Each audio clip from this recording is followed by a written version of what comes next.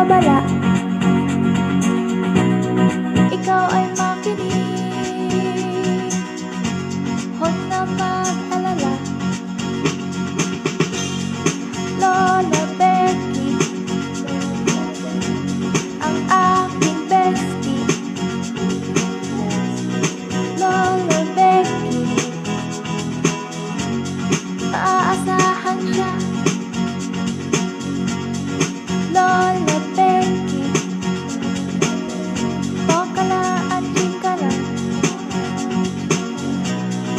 Lola Becky, ipaglalaban. Hello mga anak. Nandito naman si Lola Becky para mag-share. Okay, share ko yung chapter 8 ng aking libro, mga kwento ni Lola Becky. So ang title ay Ang Huling Yugto ng Buhay. Okay. Sa aking 30 taon na pagiging caregiver, may mga pagkakataon na ang aking mga alaga ay inilalagay na sa hospice care.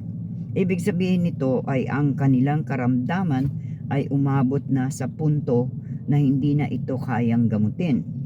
At ang layunin na lamang ay gawing komportable ang kanilang natitirang panahon.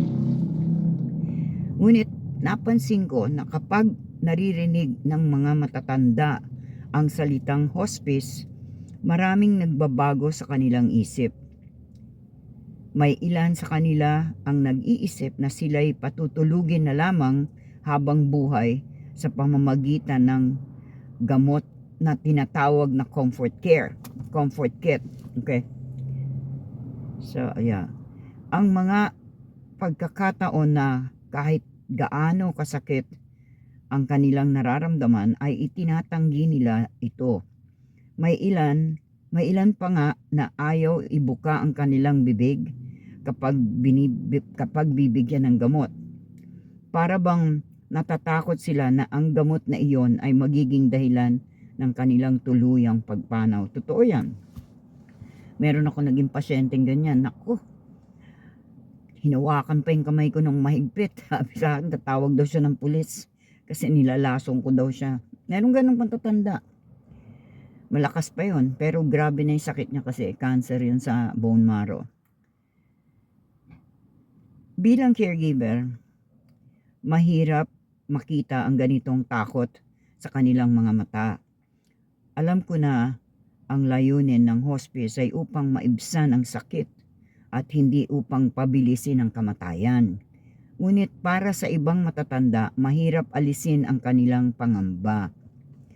May isa akong naging alaga na minsang nagsabi sa akin na pakiramdam daw niya ay gusto na siyang patayin ng kanyang anak upang makuha na ang kanyang kayamanan. Totoo.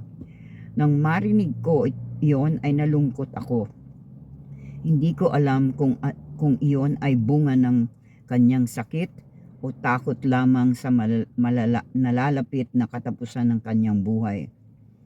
Mayroon din naman akong alaga na naging bukas sa akin tungkol sa kanyang mga anak. Naging open siya sa akin. Ikwento niya kung sino sa kanila ang mabait, sino ang may ugaling masama, at sino ang mukhang pera.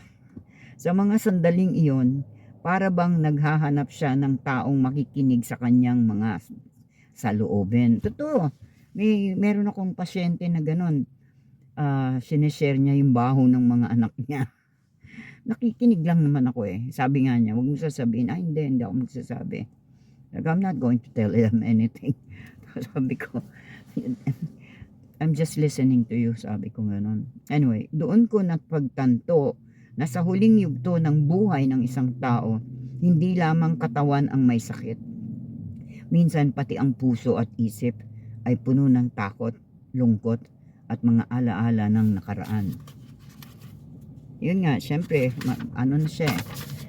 Iniisip niya nga mamamatay na talaga siya. Eto, pagninilay, reflection. Ang pagiging caregiver ay hindi lamang pag-aalaga sa katawan ng isang matanda.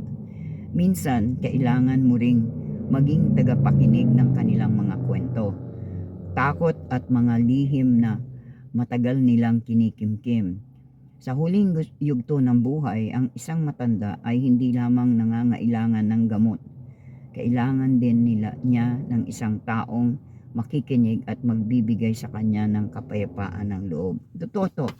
Honestly, ang ano nito, kasi kadalasan ang nangyayari, nag-iisa sila eh. Wala silang kasama. Kahit sarili nilang anak, hindi na mag-standby doon. Bihirang-bihira yung mga pamilya nasa tabi ng huling yugto. Madalas, caregiver lang ang kasama hanggang sa nalagutan ng hininga. Na-experience ko talaga yan. Kaming dalawa lang. Tapos yun nga, kinausap ko lang sa kanya. Siya, na let go. It's time for you to rest. Don't worry about those things. Tapos nagdideliryo na nga siya. Yung, ang tawag doon. Meron na siyang mga signs na talagang pag-goodbye na. Yung minsan meron iba na hinihingal, na umuungol, yung ganon. Ito, mga incidents na kinakausap ko pa, yung bago sila totally, mga 2-3 days before sila mamatay. Kaya, nagiging open pa sila. Gusto lang siguro nila ilabas. So, ako naman, yung ginagawa ko, nagdadasal kami. Pinagdadasal ko siya para bago siya mamatay, at least nagdasal. At saka nagpapatugtog ako minsan ng mga Ave Maria, yung ganon, Our Father, para mapayapa yung kanyang pagpanaw. Anyway, nagsishare lang ako mga apo, mga anak. Yan ang laman ng libro ko. At yan ang mga experiences ko. Marami akong magagandang experiences sa totoo lang. Na siguro, kaya nabigyan ako ng Panginoon ng wisdom para gumawa ng libro dahil nga sa dami ng mga naranasan ko na inilagay ko ngayon sa libro. Anyway, maraming salamat sa inyong pakikinig. Abangan ang susunod na kabanata, ang caregiver bilang tagapakinig ng puso. Ayan. Okay, thank you. God bless us all. Bye. Nandyan si Lola, nagbibigay ng babala. Ikaw ay makinig, huwag na